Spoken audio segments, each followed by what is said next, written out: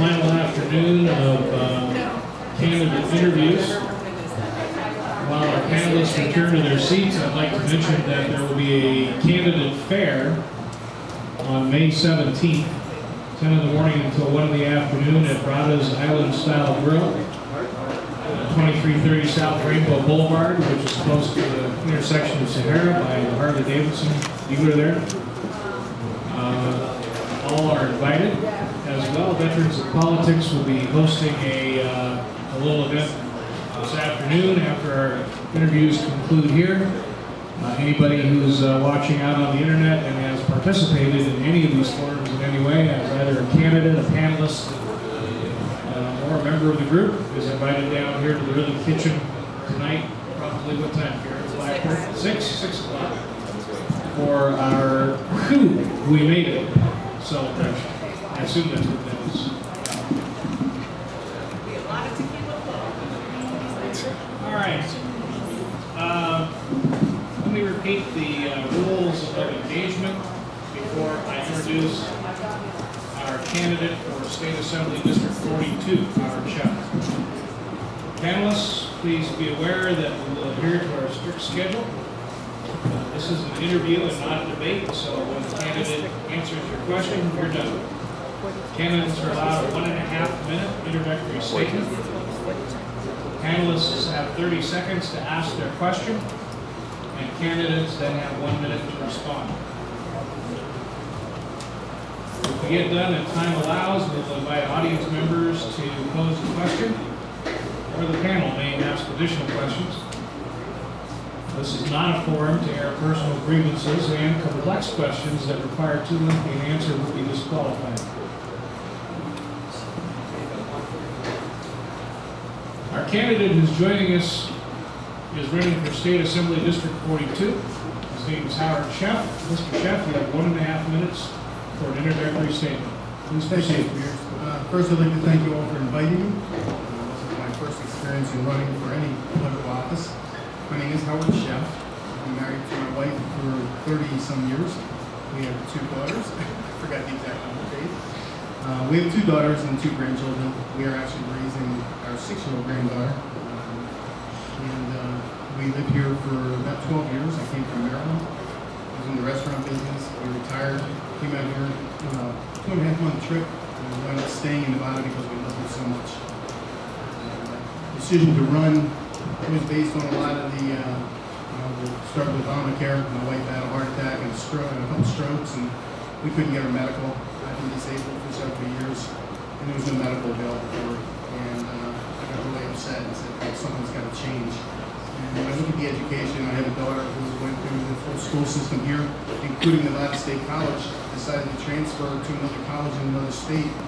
And because of her education here, they were only going to give her credit for 3 of her credits out of 38 credits that she had gotten here in Nevada. So she wound up coming back to Nevada. She wanted to be a teacher, and now changed her mind after 20 years of saying she wanted to be a teacher. No longer wants to be a teacher because of her education that she got. So I thought there has to be a change. But maybe if I can get into office, maybe I can make a change. Maybe I can help. One of the things I do want to do is I want to bring government back to the people, for the people. That's your time. So we will proceed with our first panelist question. That will be posed by Tom Blanchard. Mr. Blanchard? How you doing, Howard? Good. Take a deep breath. It's okay. It's not that bad. Give me 3 things that be your strongest assets that make you think that you'd be a good candidate for Assembly 42. First, I think I'm a good listener. I need to listen to what people have to say before I react on what has to be, what I think needs to be done. I'm sorry. I said I feel I'm a good listener. I listen to people for what they have to say. If they have a complaint or an issue, I like to listen to what they have to say before I can look at what can be done for that issue. I like to approach each thing head on and not try and brush things away. Secondly, I'm a regular guy. I've been a blue-collar worker all my life. I've owned businesses, but I've never owned big corporations. what the other people are feeling, and the people in my neighborhood, people that live in my district, they're all just regular working people, and I understand their complexities of what's going on in their life. And I just think, I'm a nice guy. And I think that, you know, I listen to some of these politicians and I hear so many lies and things that aren't truths, and I can't do that. Okay, thank you for your response. Our next question will be posed by Mike Angel, Senator of the Legal Forms and Tax Services. What's the one subject that you want to bring to the legislature that you'd like to have changed or better in the better lives? I think that we need to go back to our Constitution. I think that a lot of things that are happening in Nevada and other places around the country is that we've lost sight of what our forefathers had put in line for us. And everybody deviates from the Constitution and wants to do it their own way. And it's not working. I mean, something that's worked for 200 years wasn't broken. Why fix it now? Our next question will be posed by Amber Gelman, who is a military spouse.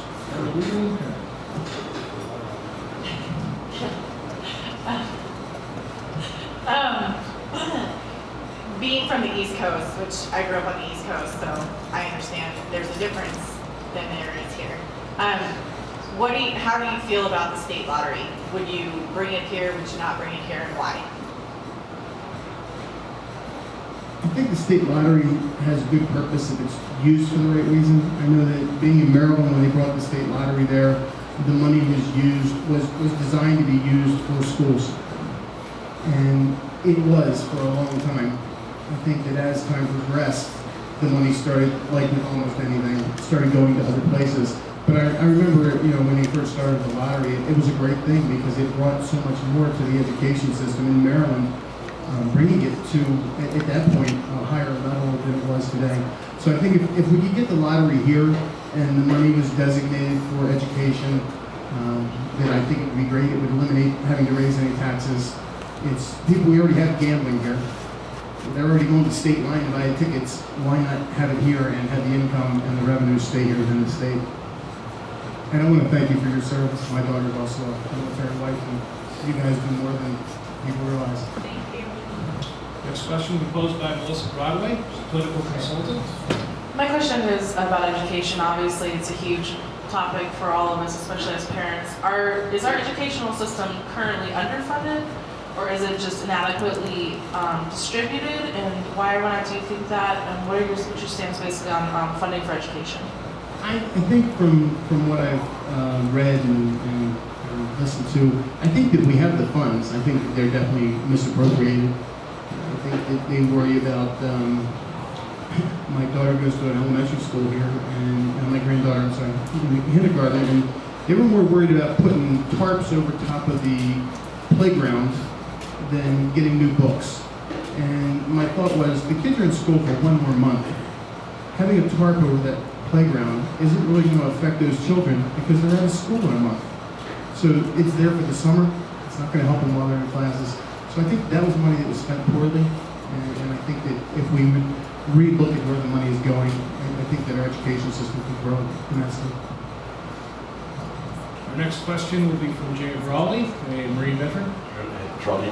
Yes, sir. Are you for incentives and tax breaks for private and academies to be expanded here in Southern Nevada, and also for the schools locally, per se, for the principals to have more discretion in how they run their local school, their school that they are over? I think giving incentives to private schools and academies, I think is not a bad idea. First of all, I think that it will increase the public schools' awareness of the education system, and maybe the educators here are going to say, hey, you know, we're losing tax dollars because we're losing students, so we need to up our ante here. As far as giving principals more, I think the principals should have more control over the school as a administrator, I don't think that each school should have the ability to make its own rules and regulations. That answer your question? That's fine. Our next panelist, Rowena Crifton, who's the founder of the Shining Family Foundation. Hi, Howard. Hi. I believe that nice guy ultimately finish first. My question to you is, would you vote your conscience or would you vote the will of the people in your district?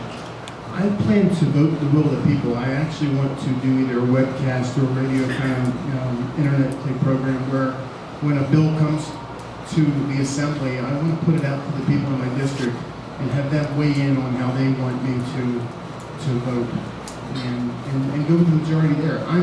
If I'm elected by the people to work for the people, not for me. And I certainly don't want to do it on my agenda. I want to do it for my people. Our next questioner will be holistic Dr. Danielle Dubray.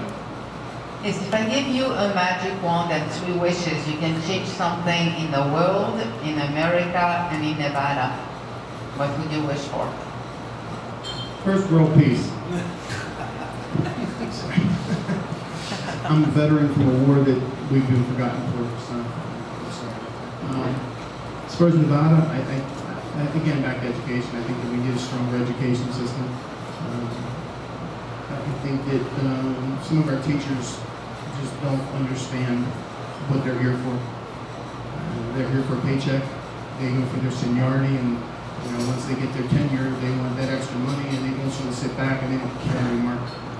So I think that everybody needs to become accountable.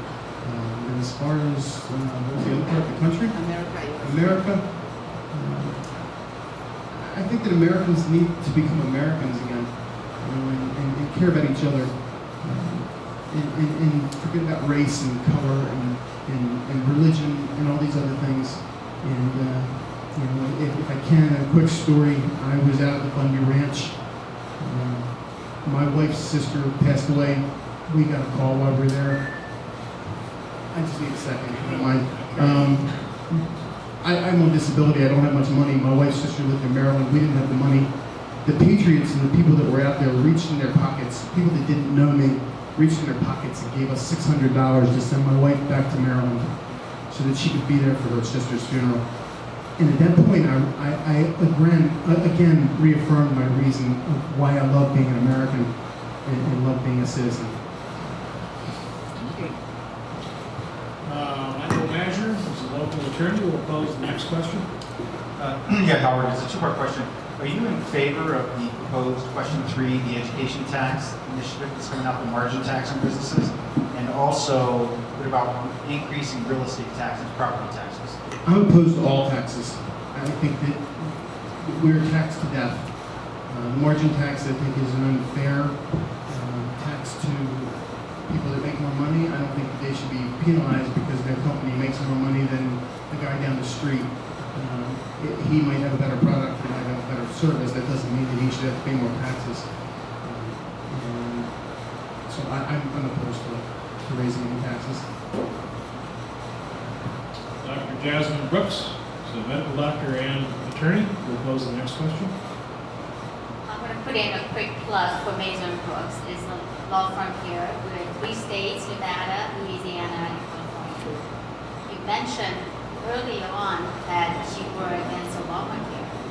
Now, we have done quite a bit of medical malpractice, and what I have seen in the effort to bring doctors here, the law and the statute is a little light-handed with the malpractice locally.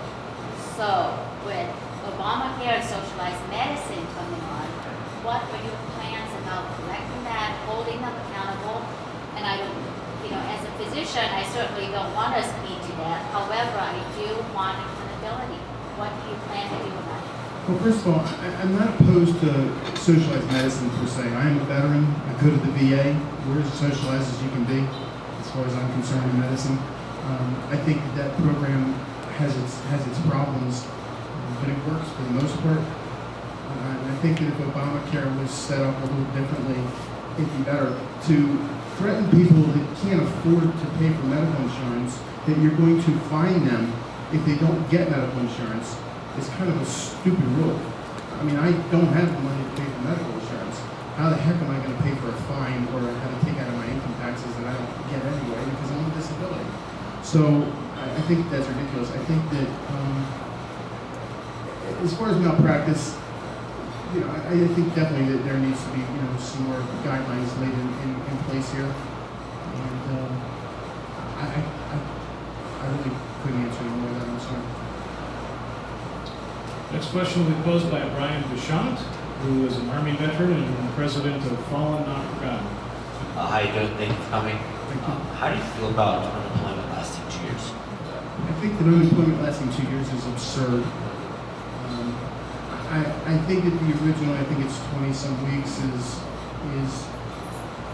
enough for a person to try and find a job. I do think that there should be an opportunity to get an extension, because sometimes, whether it's because of education or training that you may need, you may not be able to start right away.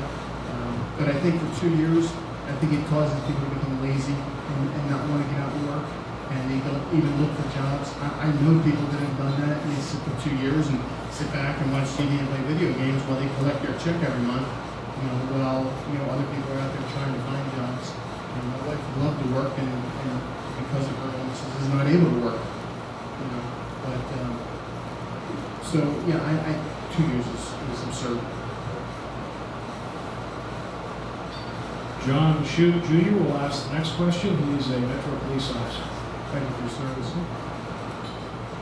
Would you be in support of the bill that allows those individuals with CCWs to carry firearms on college universities in Nevada?